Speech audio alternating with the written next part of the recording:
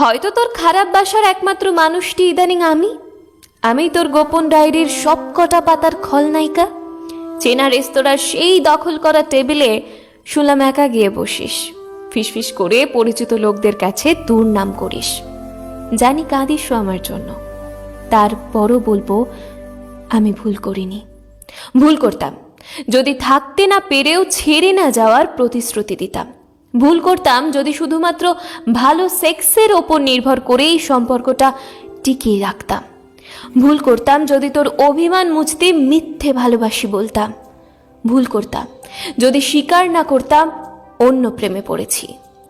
ভুল হতো যদি আমি তারপরেও তোর কষ্ট হবে ভেবে আপোষ করে নিতাম। আজকে আমি ভালো আছি, বিশ্বাস কর।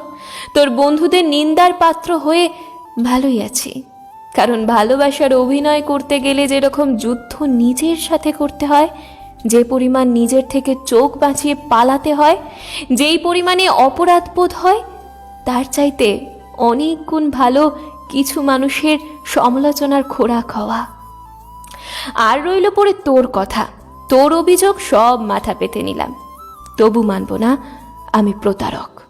প্রতারকরা চোখে চোখ রেখে দোষ স্বীকার করে না, কিন্তু এই দেখ আমি করছি এবং আজীবন তাই করব। স্বীকার করছি আমি তোকে ভালোবাসবো বলেই তোর কাছে গেছিলাম, কিন্তু তোর সাথে থেকে বুঝেছি যেরকম ভালোবাসা আমি চাই তেমনটা তুই ভালোবাসিস না। যেমন সবার ভালোবাসার ধরন এক নয়, তেমনি সবার ভালোবাসার চাহিদাও সমান নয়। তুই হয়তো একদিন বিশাল প্রেমিকের উপাধি পাবি, কিন্তু আমি যে তোর মধ্যে আমার কাঙ্ক্ষিত প্রেমিক পাইনি।